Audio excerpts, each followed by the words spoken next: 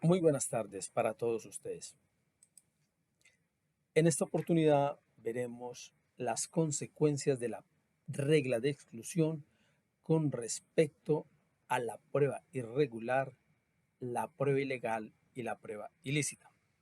Separaremos prueba irregular de prueba ilegal, que por lo general en la jurisprudencia se juntan. Aquí la vamos a separar por sus consecuencias procesales.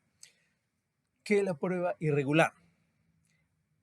Cuando se presentan hierros en las formas propias de ordenación, práctica, aducción o incorporación de la prueba a la actuación, pero tales errores son: 1. Irrelevantes o insubstanciales. 2. La irregularidad es subsanable. O 3.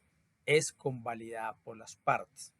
En estos casos, se requiere realizar un juicio de ponderación para establecer si el requisito pretermitido u omitido no es fundamental en cuanto comprometa el derecho al debido proceso, pues la simple omisión de formalidades y previsiones legislativas insubstanciales, subsanables o convalidadas no conduce a su exclusión, ya que la omisión de cualquier formalidad per se no autoriza la exclusión del medio de prueba.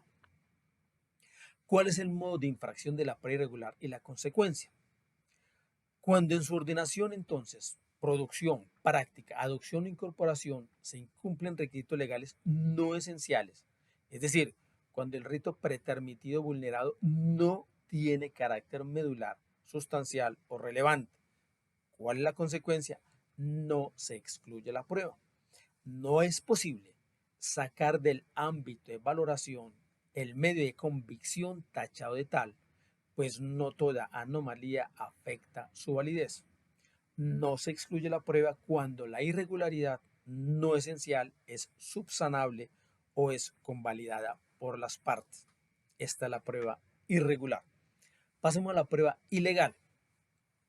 Cuando se presentan hierros en las formas propias de ordenación, producción, práctica, aducción o incorporación de la prueba a la actuación, esto es, cuando se presenta violación al debido proceso probatorio, pero tales errores: 1. Son relevantes o trascendentes. 2. Son insubsanables. O 3. No son convalidados por las partes. Esa es la prueba ilegal. Consecuencia: tratándose de la prueba ilegal, corresponde al funcionario en ese juicio de ponderación establecer si el error es fundamental, es relevante, es esencial, en cuanto comprometa el derecho al debido proceso. Pues si así es, entonces se debe excluir el medio de prueba. La consecuencia, entonces, cuando se incumplen los requisitos legales esenciales, es la inexistencia o la sanción de exclusión. Esta es la prueba ilegal.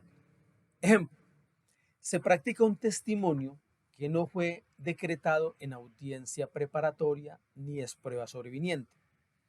Otro ejemplo: en el caso del entrevistador forense, el artículo 206A del Código de Procedimiento Penal, cuando a través suyo se incorpora la versión anterior sin el debido proceso probatorio, en el evento en que la víctima declara en juicio y es sometida a interrogatorio cruzado.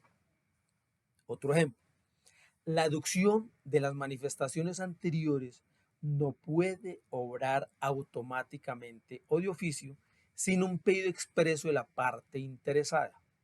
La prueba debe cumplir con el debido proceso probatorio para ser valorada por el juez. Otro ejemplo: cuando se valora la prueba de referencia sin cumplir el debido proceso probatorio de tal medio de prueba. ¿Y cuál es la prueba ilícita? Es aquella en cuya ordenación, producción, práctica, aducción o incorporación se desconocen derechos fundamentales de las personas, tales como: 1. Dignidad humana. 2. Debido proceso. 3. Intimidad. 4. No autoincriminación. 5.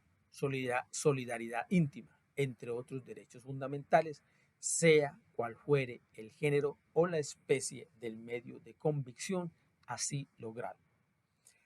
Invariablemente la prueba ilícita debe ser excluida del conjunto de medios de convicción obrantes en el proceso, sin que puedan exponerse argumentos de razón práctica, de justicia material, de gravedad de los hechos o de prevalencia de intereses sociales para descartar su evidente ilegitimidad.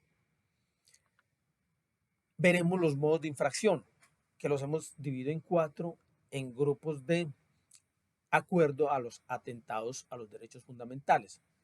El primer modo de infracción, cuando entraña una violación al derecho fundamental de la dignidad humana, es el efecto de constreñimiento ilegal, es el resultado de un constreñimiento para delinquir.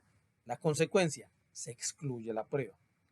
Segundo modo de infracción, entraña una violación al derecho fundamental de la intimidad, se obtiene con ocasión de allanamientos y registros de domicilio o de trabajo ilícitos, hay violación ilícita de comunicaciones, hay retención y apertura de correspondencia ilegales, se hace por un acceso abusivo a un sistema informático o por violación ilícita de comunicaciones o correspondencia de carácter oficial.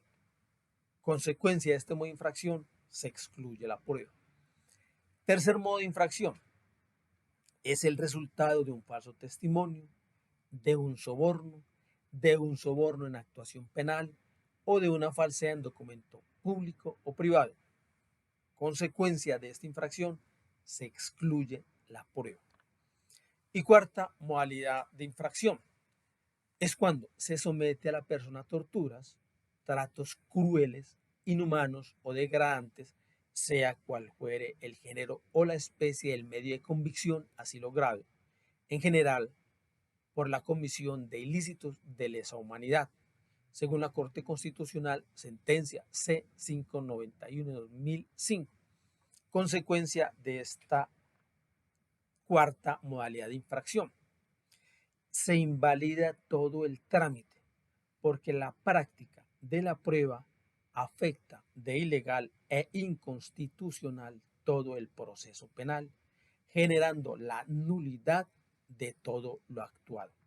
En estas situaciones se enviará la actuación a un juez diferente.